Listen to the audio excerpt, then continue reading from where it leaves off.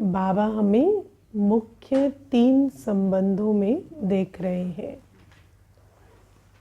कितने हम सर्व संपत्तियों के वारिस बने हैं, कितने हम अच्छे ईश्वरीय विद्यार्थी बने हैं और कितने हम कदम कदम पर फॉलो करने वाले फॉलोअर बने हैं, है ना। तो बाप टीचर सतगुरु, है ना, तीनों हैं। आप देखो दुनिया में भी किसी को कोई डायरेक्शन लेने होते हैं तो वो गुरु के पास जाते हैं। बाबा तो हमें बिना ही पूछे हर चीज़ के लिए, हर कदम के लिए डायरेक्शन देते हैं। लेकिन हम पूछें अपने आप से कि हम उस सतगुरु के कदम पर कदम रखते हैं या परम शिक्षक की शिक्षाओं पर चलते हैं, या बाबा ने इतना ऊंचा पिता फिर भी हम भिखारी की तरह तो नहीं रहते, है ना, क्योंकि सर्व संपत्तियों के वारिस हैं हम, पर वारिस की तरह रहते हैं। जैसे कोई धनवान पिता हो और बच्चा ऐसे गरीबों की तरह घूमे तो कहते हैं ना, तो मेरे नाक कटाएगा, है ना, ऐसे कहते हैं, है ना। तो बाबा कहते हैं कि ऐसे जो सर्व संपत्तियों के वारिस बच्चे हैं वो इतने मास्टर सर्व संपत्तिवान स्वरूप में रहते हैं कि हमारे चेहरे से पता चले कि हमें सब कुछ मिला है ना, और शिक्षाओं का स्वरूप बन कर रहे। कोई हमें देखे तो कहे कि हाँ, इनको पढ़ाने वाला स्वयं भगवान है, और हर कदम के लिए हमारे पास डायरेक्शन है। हम उस डायरेक्शन पे चलते हैं या ऐसे ही अपनी मनमत से चल के मूंझते रहते हैं, है ना। दुनिया में तो आप देखो कि कोई किसी को डायरेक्शन भी देते हैं ना तो उसकी जिम्मेवारी नहीं लेते, लेकिन कोई गुरु भी डायरेक्शन देते हैं तो जिम्मेवारी नहीं लेते। लेकिन बाबा हमें जो भी कदम सिखाते हैं, बाबा कहते तुम उस पे चलोगे तो मैं तुम्हारी जिम्मेवारी लेता हूँ, मैं तुम्हें गति सदगति तक पहुँचाऊँगा। मुझे याद है एक बार एक भाई आया था तो मुझे कहता कि मैं यहाँ पूछने आया हूँ कि मैं दूसरी शादी करूँ कि नहीं करूँ। तो मैंने कहा पहली किसको पूछ के गई थी? तो बोला पहली तो वो एक गुरुजी थे तो उनको पूछा था। तो मैंने कहा फिर उसमें क्या हुआ? तो बोला कि वो तो नहीं चली, उसमें खिटपिट हो गई। तो मैंने कहा फिर वो गुरुजी को नहीं बोला आपने कि ये जो खिटपिट हो गई अभी आपने कहा था, आपके कहने से की थी? तो कहते वो तो मर गए, है ना। तो मैंने कहा अभी आप मुझे पूछने चले आए, है ना। अब पता चला आपको डायरेक्शन देने के बाद मुझे भी ऊपर जाना पड़ेगा, क्योंकि फिर आप आके बैठ जाओगे भाई मेरी शादी आपकी वजह से नहीं चली। तो ये जो सोचो कि मनुष्य तो जो है डायरेक्शन दे के और शरीर छोड़ देता है, या फिर कह देता है कि हमने तो कहा लेकिन बाकी गुरु क्या कहते हैं, बाकी तुम्हारा भाग्य तो हम नहीं बदल सकते ना, जो तुम्हारे भाग्य में था हो गया। लेकिन बाबा कहते हैं कि मैं वो सतगुरु हूँ जो तुम मेरी श्रीमत पर कदम रखो तो मैं तुम्हें मुक्ति, जीवन मुक्ति का वारिस बनाकर ही जाऊंगा। ऐसा नहीं हो सकता कि मैं तुम्हें ना दूं। तो बाबा कहते हैं कि इन तीनों रूपों से आज बाबा हमें देख रहे हैं, क्योंकि मुझे शुरू से ऐसा लगता है ज्ञान में कि हम बाप टीचर सतगुरु है ये तो बहुत सोचते हैं, लेकिन बाप से मिलने के लिए कुछ बच्चा तो बनना पड़ेगा ना। तो बच्चा नहीं बनते, स्टूडेंट नहीं बनते। अब स्टूडेंट नहीं बनेंगे तो परम शिक्षक से क्या मिलेगा, है ना। तो स्टूडेंट की तरह हमारी डिसिप्लिन लाइफ नहीं होगी तो कैसे मिलेगा। आप स्टूडेंट को देखते हो, उसके टीचर जो कह दे वो पत्थर की लकीर होती है। सबसे लड़ जाएगा, मेरी टीचर ने कहा है ना। तो बाबा कहते इतना अगर हमें परम शिक्षक का होना नहीं होगा, सतगुरु के कदम पर कदम नहीं रखेंगे, तो कैसे हम वर्षे के लायक बनेंगे। तो बाबा कहते ईश्वरीय संतान होने का भी नशा कितना है, वो भी हम अपने आप को पूछे। तो इन 3 रूपों से बाबा देख रहे हैं। बाबा ने तो देख लिया, लेकिन हमने देखा कि बाबा ने क्या देखा होगा। बाबा ने जब बाबा हमें देखते हैं तो कैसे नज़र आए होंगे हम। सर पिता के रूप में अच्छे बच्चे नज़र आए होंगे, या परम शिक्षक के अच्छे ईश्वरीय विद्यार्थी, या परम सतगुरु के बिल्कुल कदम पर कदम रखने वाले, ऐसे फॉलो करने वाले। क्योंकि बाबा कहते भक्ति में कहलाते फॉलोअर है, फॉलोअर करते नहीं है, लेकिन हम वैसे नहीं हैं। तो बाबा कहते उस प्रकार से बाबा आज हमें देख रहे हैं, तो हम भी उस पोजीशन में स्थित होके मुरली सुनेंगे।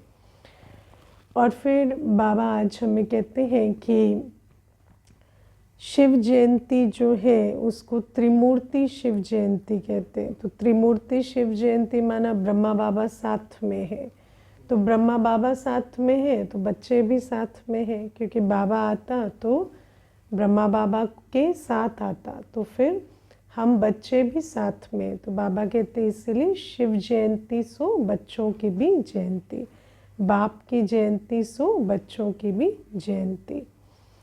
और फिर बाबा कहते आज की जो राज है ना, जो शिव जयंती का राज है, वो दोनों समझा सकते, शिव जयंती का और शिवरात्रि का। तो शिव जयंती का राज तो यही है कि बाप की जयंती सो बच्चे की जयंती। बाबा कहते चाहे बाप का जन्म समझाओ चाहे अपना समझाओ, दोनों में संदेश तो मिल ही जाता है। फिर उससे भी पहले बाबा जो हमें आज समझाते वो ये कि उत्सव हम मनाते हैं उमंग उत्साह की जीवन बनाने के लिए। बाबा कहते इस ज्ञान मार्ग में हम मनाना अर्थात बनना ये समझते हैं। तो हर उत्सव मनाने का जो ध्येय है वो ये है कि हमारी जीवन उमंग उत्साह की बने। लेकिन बाबा कहते कि उमंग उत्साह की जीवन बने माना ये नहीं कि बस उत्सव के दिन, दुनिया के उत्सव के दिन हमारी उमंग उत्साह ऊंची हो जाए, लेकिन बाबा कहते कि ब्राह्मण जीवन ही उत्सव है। ठीक है, तो रोज क्या मना रहे हैं जो उत्सव है, उमंग उत्साह की जीवन बनेगी माना हम रोज मना रहे हैं। क्या मना रहे हैं हम रोज बाबा से मिलन मना रहे हैं, है ना। रोज बाबा के बनने का ये सुंदर अवसर को मना रहे हैं। मनाते हैं, मनाने में कुछ करना पड़ता है ना। जैसे दुनिया में भी आप देखो, मनाना माना कुछ एफर्ट करना। तो मिलन मनाने के लिए भी रोज उठेंगे, कुछ विधियां रखेंगे रोज, तब जाकर वो मनाने का भाव आता है ना। अगर हम जीवन में कुछ करेंगे नहीं, कुछ नया नहीं करेंगे तो नवीनता नहीं आएगी। तो बाबा कहते हैं इसलिए ये जो ब्राह्मण जीवन है इसको हम उतने उत्सव के रूप से मनाएं। हर दिन हम उमंग उत्साह से उठें, बाबा से मिलन मनाएं, भोग बनाए तो खुशी हो हमें, है ना। भोजन बना रहे हैं तो खुशी हो। मनुष्य तो ऐसे रो रो के भोजन बनाता है ना, लेकिन हमें भोग बनाने की खुशी होनी चाहिए। हमें हर एक आत्मा से मिलते हैं तो हमारे लिए वो सेवा है। हम उस उमंग उत्साह से मिलते हैं, हमें खुशी होती है कि हमसे ये आज मिले हैं तो ये आज बाबा के नज़दीक आएंगे। तो बाबा कहते हैं हर सेकंड पर जब हम बाबा की श्रीमत पर चलते हैं तो वो जैसे एक मनाना हो जाता है ना। तो बाबा कहते वो मनाना जो है वो हमें खुशी देता है और उमंग उत्साह की हमारी जीवन बनाता है।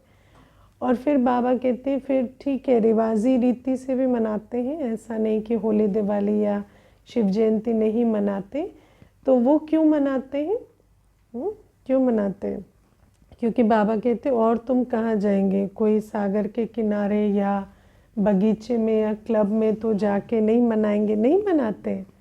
सागर के किनारे जाते हैं, बगीचे में जाते हैं, क्लब में जाते हैं, आजकल तो है ना, ब्राह्मण बच्चे भी ये करते हैं। लेकिन बाबा कहते नहीं, हमारा जो एक्स्ट्रा सेलिब्रेशन होता है वो ये होता है ना, ब्रह्मा भोजन बनाया है ना, भोग लगाया, सब में मिलके स्वीकार किया, दिवाली मनाई, शिव जयंती मनाई।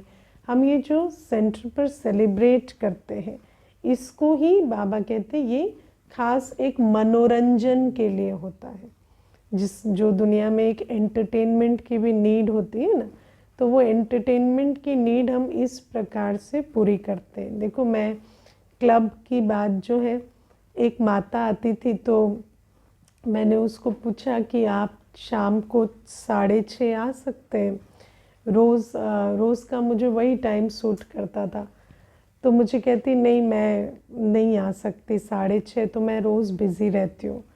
तो विडो थी और बच्चे भी यहाँ नहीं रहते थे, अकेले रहती थी। तो मैंने कहा क्यों, आपकी कोई कुक मेड वगैरह आते हैं 6:30 बजे? तो कहती नहीं, जब से मेरे हस्बैंड थे ना, तब से हम क्लब जाते थे शाम को, और जब वो शरीर भी छोड़ दिए तो मैं क्लब मैंने छोड़ा नहीं, मैं रोज़ क्लब जाती हूँ। तो मैंने कहा अच्छा ठीक है। तो मुझे तब तक क्लब का कॉन्सेप्ट नहीं पता था, मैं इसीलिए बात सुना रही हूँ। तो मैंने कहा कि फिर वहाँ क्लब में ऐसा क्या होता है? तो कहते हैं हम रोज़ ताश खेलते हैं। मैंने कहा रोज़ ताश खेलते हैं? तो बोले हाँ, रोज़ ताश खेलते हैं। तो मैंने कहा फिर वो रोज़ ताश खेलने के लिए आप यहाँ से ड्राइव करके जाते हैं और फिर वो खेल कर आते हैं, रोज़ आपको वो अच्छा लगता है? तो कहती हाँ। तो मैंने कहा पर आप कोर्स कर लेते तो अच्छा होता। कहते नहीं, वो ना नहीं छोड़ सकते, वो जाना ही होता है, वो एक ही एंटरटेनमेंट होता है मेरा।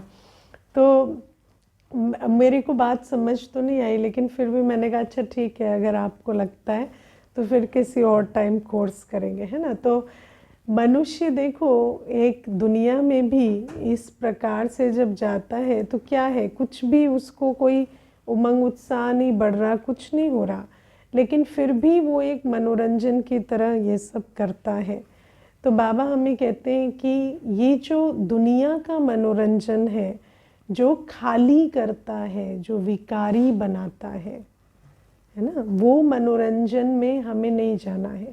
दुनिया में अगर आप किसी को कहें कि ओल्ड एज है या लोनलीनेस है तो कैसे उसको दूर करें, तो कोई ना कोई ऐसा खर्च करने वाला विधि बता देंगे या कोई ऐसे विकारी बनने वाली विधि बता देंगे।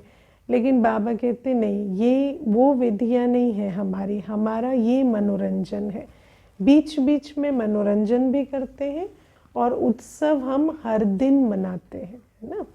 लेकिन बाबा हमें एक चीज़ जो आज बहुत अंडरलाइन कराते हैं वो ये कि जैसे शरीर में श्वास होता है, ऐसे ब्राह्मण जीवन में उमंग उत्साह होता है ना।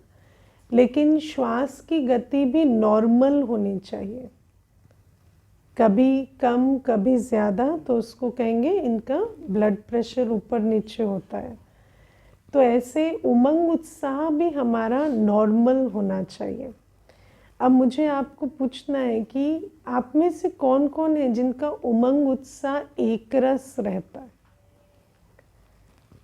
कभी कम कभी ज़्यादा नहीं होता है ना। नहीं, ये बहुत इम्पॉर्टेंट है, ये एक हेल्दी ब्राह्मण जीवन की निशानी है।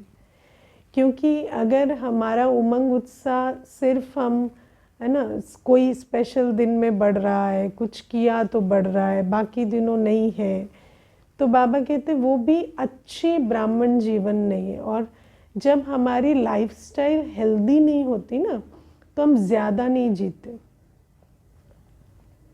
इसीलिए ये जो श्वास की गति नॉर्मल रखना बहुत ज़रूरी है ना। कई होते हैं जिनको कुछ खास दिनों में तो कोई सेवा हुई, कुछ हुआ तो बहुत उमंग उत्साह आ जाएगा, है ना। कुछ पार्टिसिपेशन हुआ तो बहुत उमंग में रहेंगे, कुछ पर्व आए, उत्सव आए तो बहुत खुशी में रहेंगे, लेकिन बाकी दिनों उनका हर दिन उत्सव नहीं होता, है ना। लेकिन बाबा कहते ऐसी वाली जीवन फिर हेल्दी नहीं चलती। अभी जैसे 2 साल कोविड आ गया तो और कोई थोड़ी पार्टी ब्रह्मा भोजन कुछ नहीं हो रहा था। आप लोगों का तो फिर भी हो रहा था, है ना, थोड़ा बहुत, लेकिन उसके बीच बहुत मुश्किल था। तो बाबा कहते कि ऐसे में फिर ये जो समय होते हैं, ऐसे में इस चीज़ पे थ्राइव करने वाले फिर जी नहीं सकेंगे। तो इसीलिए बाबा कहते हर दिन हमारा उत्सव हो, हमारी उमंग उत्साह की गति एक रस रहे, ये बहुत इम्पोर्टेंट है। अब इसका मतलब ये नहीं है कि रोज़ डिप्रेशन में रह ही रहते और वैसे उस दिन भी और डिप्रेशन में रह गए कि अब बाबा ने कहा ज़्यादा खुश नहीं होना, जैसे दुनिया में होते हैं ना, कहते ज़्यादा खुश होंगे तो रोना पड़ेगा कहते हैं, तो उल्टी ही मत ले लेंगे कि रोज़ यहाँ खुशी मनाने को कहा गया, लेकिन कह देंगे उस दिन भी खुश नहीं होना है ज़्यादा, क्योंकि खुश होंगे ना तो उससे ब्राह्मण जीवन छोटी हो जाएगी। नहीं, वो नहीं कहा जा रहा, उल्टा कहा जा रहा है कि रोज़ उत्सव के रूप में हर दिन जो भी कर्म हम करें वो उमंग उत्साह के साथ करें। उमंग उत्साह को लाना पड़ता है ना, उमंग उत्साह क्रिएट करना पड़ता है, अपने आप नहीं आता, क्योंकि हमारी जो पुरानी प्रोग्रामिंग है वो हमेशा इंटरफेयर करती है ना, हमेशा इंटरफेयर करेगी।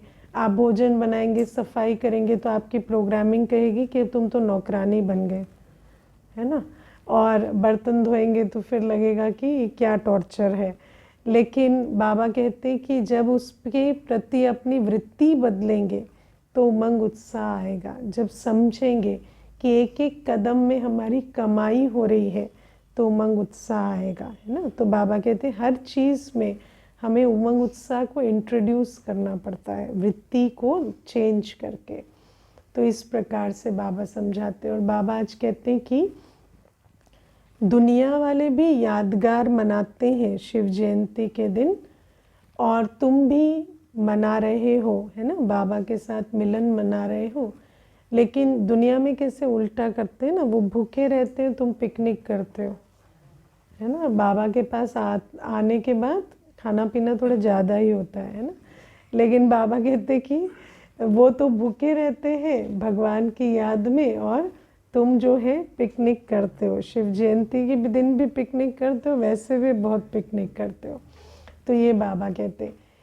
लेकिन बाबा कहते कि तुम इसलिए पिकनिक करते हो क्योंकि तुमने सारी ब्राह्मण जीवन का ही व्रत किया है ना। और व्रत हमने 3 चीज़ों का किया है, वो भी एक दिन ये व्रत करते हैं, और हमने पूरी जीवन ही 3 चीज़ों का व्रत किया है। पहला व्रत पवित्रता का व्रत, है ना। तो बाबा कहते वो भी एक दिन पवित्र रहते हैं, और हमने पूरी ब्राह्मण जीवन में पवित्रता का व्रत किया है। और बाबा कहते पवित्रता भी हमारी कैसी है कि 5 विकारों को छोड़ा है,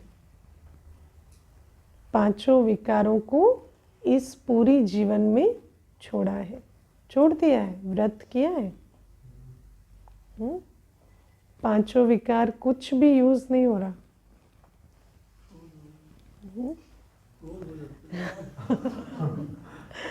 हाँ, बाबा कहते कि काम विकार के लिए तो फिर भी, है ना, सोचते हैं कि अच्छा काम विकार में नहीं जाना है, लेकिन क्रोध के लिए बाबा कहते हैं कि क्रोध को तो बहुत ढीला कर देते हैं।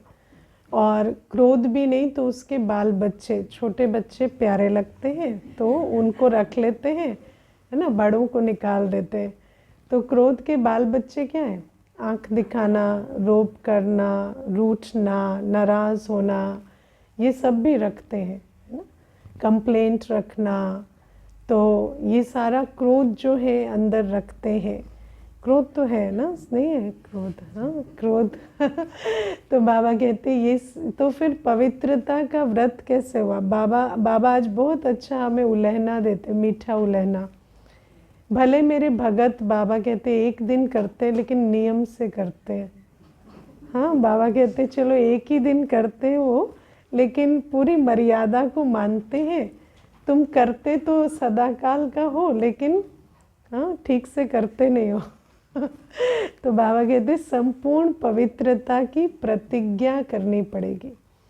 अच्छा, इसमें बाबा फिर दूसरी चीज कहते कि शुद्ध भोजन, है ना। तो वो तो जैसे भोजन का व्रत करते, हम आसुरी भोजन का व्रत करते, लेकिन सिर्फ आसुरी भोजन का व्रत नहीं है। बाबा कहते ऐसा तो नहीं कि फिर बिना प्याज लहसुन का ही बाहर से मंगा के खा लिया या भोग नहीं लगाया, तो ये वाली चीज़ें भी नहीं करनी है। क्योंकि कई ऐसे होते हैं आज बना नहीं सकते ना, तो ऑर्डर कर लेते, लेकिन है ना मेरे लिए बिना प्याज लहसुन का मंगाना, हम बीके हैं ना तो हम वैसे नहीं खाते। तो ये सब भी क्या है, तो बाबा कहते ये वाले व्रत चल ना सके। तो बाबा कहते ये भी अच्छे से चेक करना है। और तीसरा बाबा कहते दुनिया में एक दिन भी अटेंशन देते हैं कि किसी को दुख या धोखा तो नहीं दे रहे, है ना। तो हमें भी ये अटेंशन देना है कि सारी जीवन हमें, तो बाबा ने कहा सिर्फ दुख देना नहीं, दुख लेना भी नहीं है। तो ये अटेंशन भी हमें रखना है। और प्यारे बाबा ने आज हमें सबसे बड़ा व्रत क्या बताया कि मुझे बाप समान संपन्न और संपूर्ण रहना है। इस पूरी जीवन मुझे बाप समान स्थिति में रहना है। अब बाबा कहते हैं कि कई बच्चे एक बहुत मीठी बात कहते हैं, हाँ, कि हमने क्रोध नहीं किया, लेकिन हमें क्रोध दिला दिया, है ना, हमें क्रोध दिला दिया। आप में से किस किस को अभी भी लगता है कि अगर आप ना चाहें तो आपको कोई क्रोध दिला सकता है?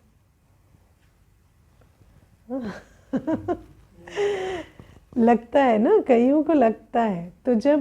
तो बाबा ऐसे बच्चों को फिर क्या कहते हैं, ना समझ बच्चे, है ना। क्योंकि अभी भी सोचते हैं कि आप ना करो तो दूसरा दिला सकता है। दूसरा कैसे दिला सकता है? देखो, हम लोग इसमें बहुत अच्छा एक एग्जाम्पल देते हैं जब कोर्स कराते हैं कि मानो आप प्रेशर डालेंगे नींबू पे और ऑरेंज पे, तो प्रेशर तो बाहर से डलता है, लेकिन जो बाहर आता है वो तो अंदर कंटेन्ड है, वही आता है। अगर आपके अंदर क्रोध नहीं है तो कभी भी आ नहीं सकता, कोई कुछ भी करे, है ना। तो बाबा कहते हैं कि इसीलिए हमें ये देखना है। देखो, एक अभी किसी का मैंने रोना देखा, तो उन्होंने कहा नहीं बात ऐसी हो गई ना तो रोना आ गया। मैंने कहा नहीं, आपने दिल में बहुत दुख भर के रखा है। हम जो इतना जीवन में दुख उठाते हैं ना, उस दुख को हम दिल में जमा करके रखते हैं। फिर वो जब कोई बात होती है तो हमारा वो दुख ट्रिगर होता है, हमें लगता है इस बात के कारण हो रहा है, पर इस बात के कारण नहीं होता। हमने दुख उठाया हुआ है, दुख जमा किया हुआ है, हमें बाबा मिला, लेकिन हमारा दुख खत्म नहीं हुआ है। हमने अपने विकर्म विनाश नहीं किए, हमारे दिल में अभी भी दुख है। इसीलिए तो कोई उस दुख को ट्रिगर कर पाता है, इसीलिए तो कोई उस क्रोध को ट्रिगर कर पाता है। इसीलिए बाबा हमें कहते हैं कि ये नासमझी बेसमझी हम बच्चों में नहीं होने चाहिए। लेकिन बाबा देखो, बाबा तो इतना मीठा प्यारा है ना, तो बाबा कहते कोई बार बार कहता है हमने नहीं किया, उन्होंने दिला दिया, तो फिर हम क्या कहेंगे, अच्छा ठीक है अगली बार मत करना, है ना। क्योंकि नहीं समझ रहा तो क्या कहेंगे, और बाबा भी कहेंगे ठीक है अगली बार मत करना। लेकिन ये एक बहुत, है ना, ये ज्ञान की बात है कि कोई हमें क्रोध दिला नहीं सकता। जो अंदर है वही बाहर आता है। कोई हमें दुखी कर नहीं सकता। हम दुखी होते हैं ना, कई कहते हैं इन्होंने दुखी कर दिया मुझे। तो दुखी क्यों कर पाते हैं? क्योंकि तुम्हारे अंदर दुख अभी भी भरा पड़ा है ना। तो बाबा कहते कोई आपको कोई कहते हैं इन्हों की वजह से हम वायलेंट हो गए। नहीं, वायलेंस तो तुम्हारे अंदर है, इसीलिए वो एक्सप्रेस हो रहा है। तो बाबा कहते हैं इन बातों को समझ कर चलना है। बाबा कहते कभी भी किसी भी परिस्थिति में ये नहीं कहना कि इसके कारण या उसके कारण मेरा विकार जागृत हुआ। भक्ति मार्ग में तो यही चलता रहा ना, बोला कि नारी नर्क का द्वार है, नारी विकारों को उत्तेजित करती है। इसीलिए मंदिरों में भी, ऐसे भी मंदिर हैं दुनिया में जहाँ पर नारियों का प्रवेश बंद कर दिया कि देवता उत्तेजित हो जाएंगे, है ना। तो आप सोचो कि भक्ति में तो हम यही करते आए हैं। तो बाबा कहते अब कम से कम ऐसे वाले अज्ञान की बातें नहीं करनी है। और बाबा हमें कहते कि सबसे पहली चीज़ हमें समझनी है, जो बाबा ने हमें 2 राज बताए कि शिव जयंती का भी रहस्य सुनाना है, शिवरात्रि का भी सुनाना है। तो शिव जयंती का रहस्य तो यही है कि बाप का अवतरण सो बच्चों का अवतरण है। लेकिन शिवरात्रि का रहस्य क्या है कि बाबा इस कलयुग रूपी रात के अंधकार को मिटाकर प्रकाश लाने आए हैं। और बाबा के साथ हम बच्चे भी हैं, मास्टर ज्ञान सूर्य। तो बाबा कहते जब बाबा के पास अंधकार नहीं हो सकता तो बच्चों के पास अंधकार हो सकता है ना। बाबा ज्ञान सूर्य है, हम बच्चे मास्टर ज्ञान सूर्य हैं। तो मास्टर ज्ञान सूर्य हो कि दीपक हो, दीपक के नीचे अंधेरा होता है, लेकिन मास्टर ज्ञान सूर्य के आसपास अंधकार नहीं हो सकता। लेकिन बाबा ने हमें समझाया कि जहाँ पवित्रता होगी वहीं अंधकार नहीं होगा, ऐसा हो सकता है। अंधकार को मिटाने वाली होती है पवित्रता, और जहाँ पवित्रता नहीं वहाँ अंधकार तो आएगा जाएगा, है ना। बाबा पूछते हैं 2 प्रश्न, अंधकार रह सकता है, आ सकता है ना। तो जहाँ पवित्रता है वहाँ अंधकार रह नहीं सकता, विकार रह नहीं सकते और आके जा भी नहीं सकते। पवित्रता ऐसे है। लेकिन बाबा कहते पवित्रता क्यों नहीं है, क्योंकि प्रतिज्ञा पूरी पक्की नहीं है।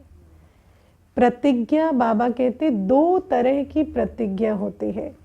एक होती है अपने दिल से, मन से, बाबा से की हुई प्रतिज्ञा, और दूसरी होती है किसी के कहने से की हुई प्रतिज्ञा, ठीक है ना।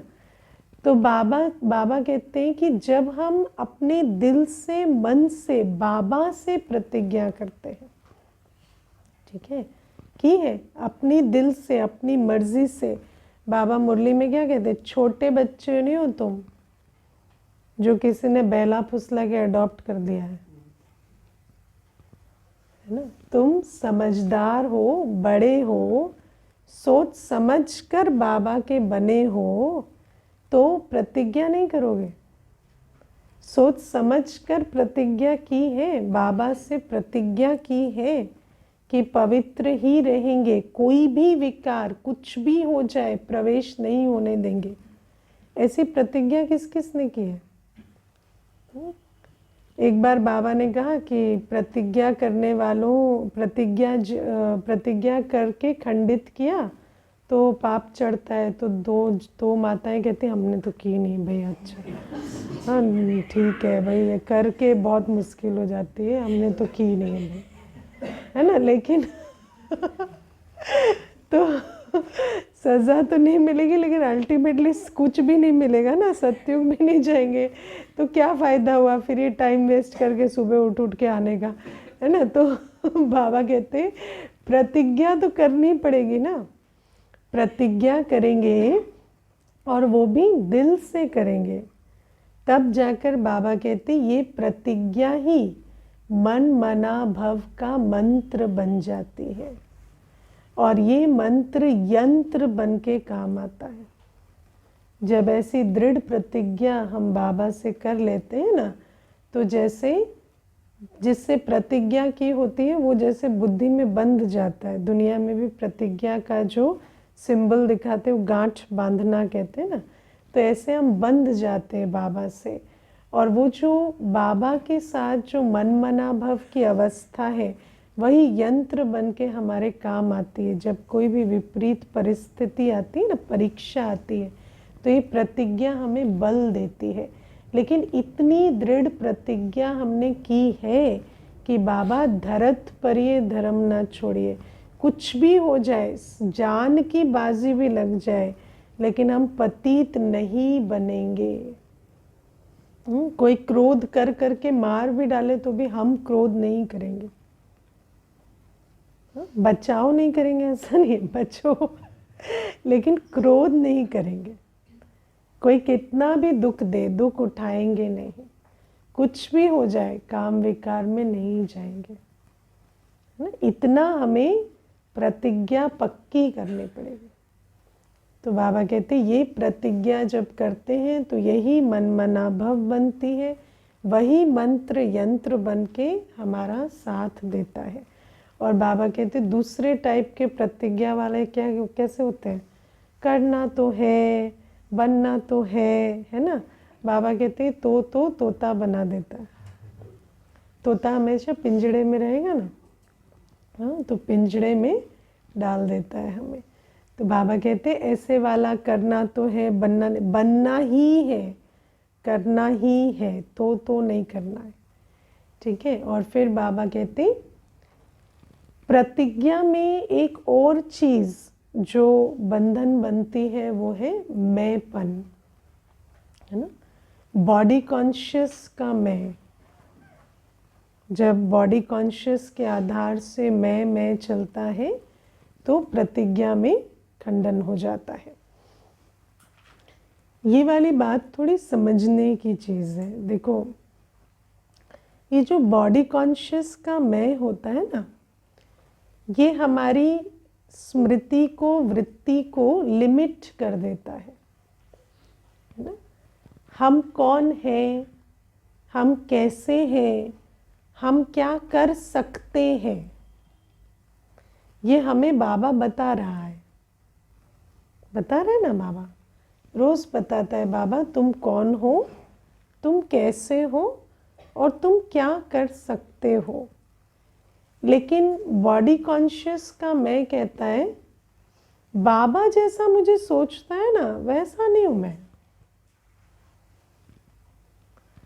वो सोचता है कि मैं बहुत शक्तिशाली हूँ, मेरे में 8 शक्तियाँ हैं, मेरे में ये 7 गुण हैं, मैं विश्व परिवर्तन कर सकता हूँ। पर मैं बेचारा, मैं कहाँ इतना कर सकूँ, है ना। मैं तो छोटा बच्चा हूँ। ठीक है ना। ये बॉडी कॉन्शियस का मैं है। मैं ऐसा सोचता हूँ, मैं ऐसा समझता हूँ, है ना। तो हम बाबा जो कहता है उस पर लकीर लगा देते हैं, मैं ऐसा सोचता हूँ, मैं ऐसा समझता हूँ करके। फिर बाबा कहते हैं मैं इतना कहाँ सह पाऊँगा, बिल्कुल ही अपने को निर्माण बना दूँ इतना तो नहीं कर सकता, है ना।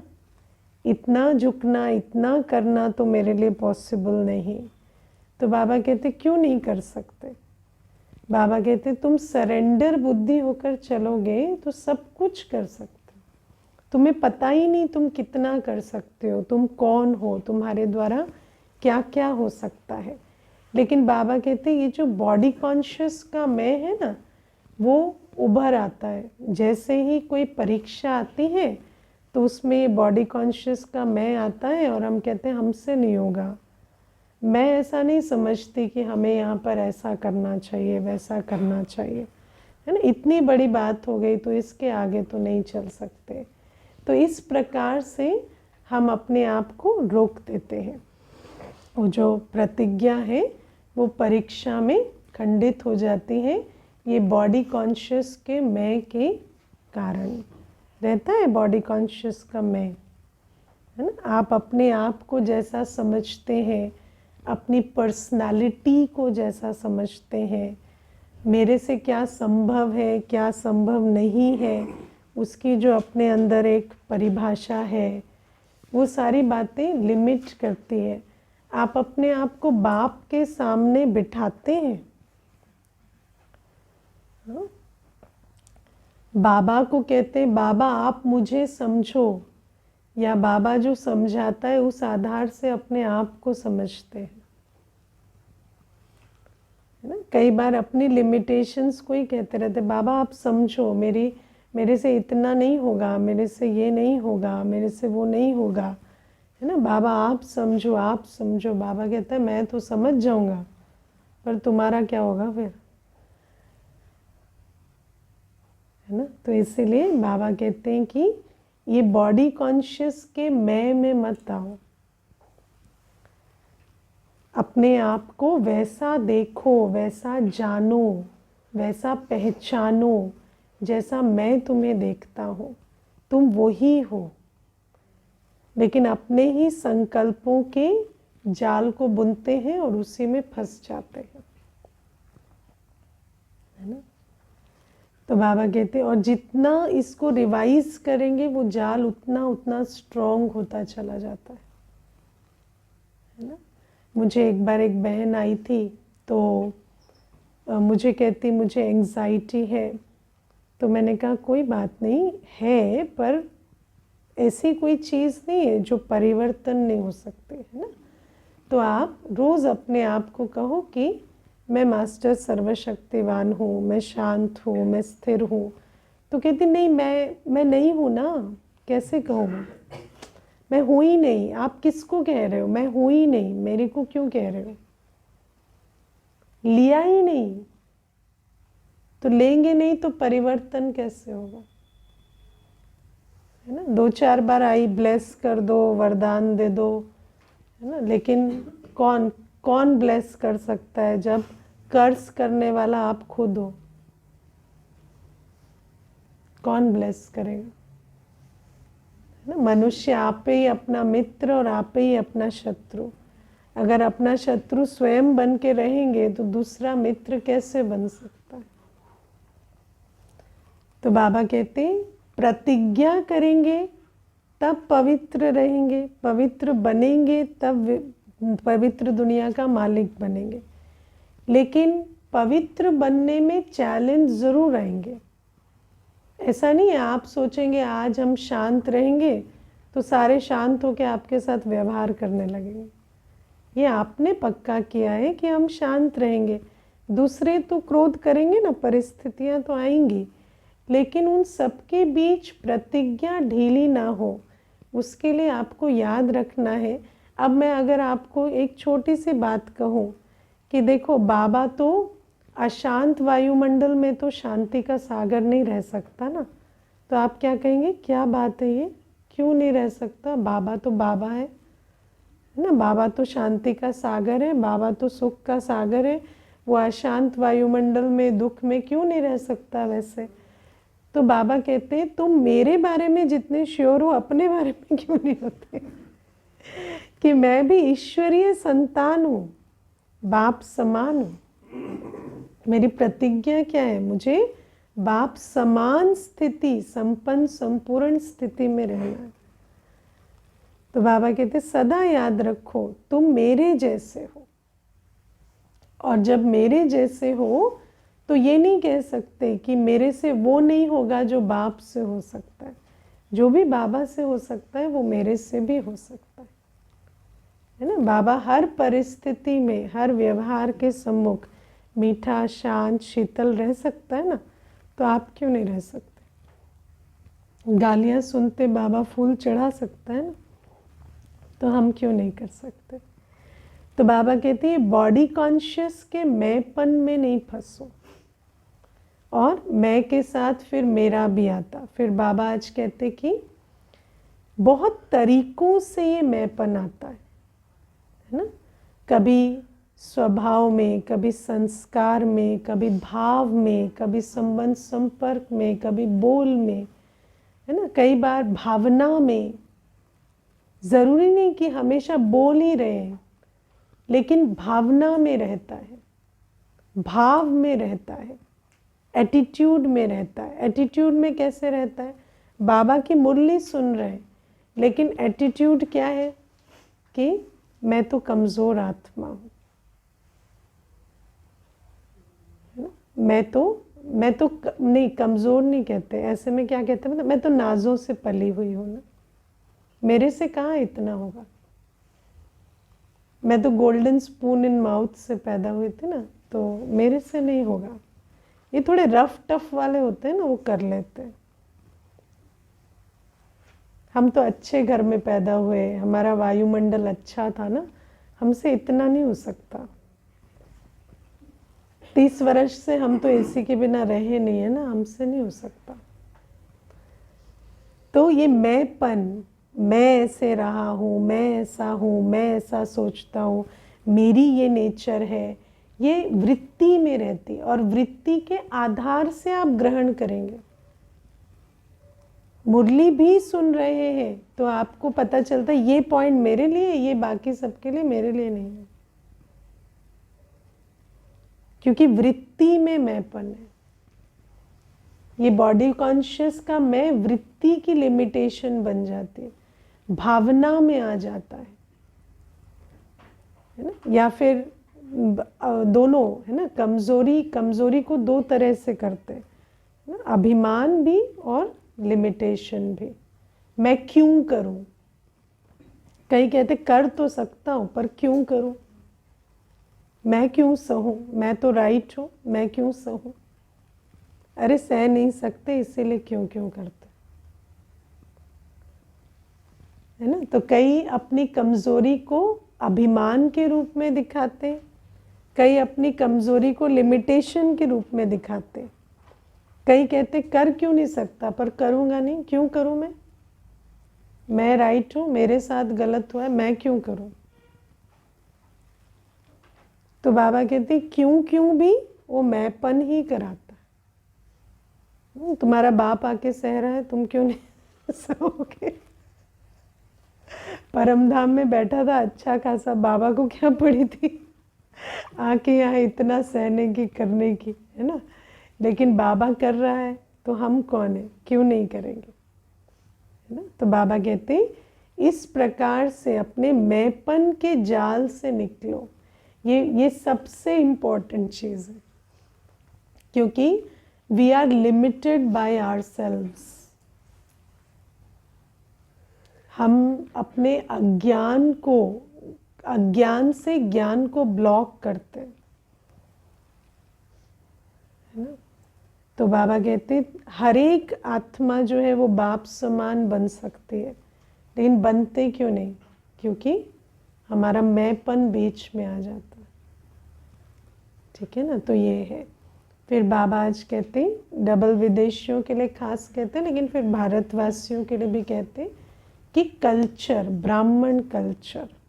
बाबा कहते कोई भी कल्चर से आए, कल्चर में शुभ अशुभ, सही गलत के तरीके, रस्म रिवाज होते हैं।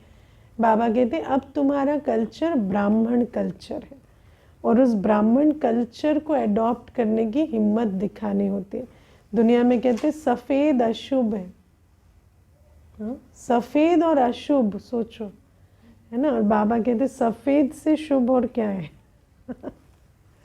है ना। तो बाबा कहते ये कल्चर जो है ना, कलर के साथ, विधि के साथ, रस्म रिवाज के साथ, हर चीज़ के साथ हमारी जो भावनाएं जुड़ी हुई है। बाबा कहते हैं अब ब्राह्मण कल्चर को अपनाओ। दुनिया में कहते हैं सुबह सुबह 4 बजे नहीं उठना चाहिए, उठेंगे तो सन्यासी बन जाएंगे।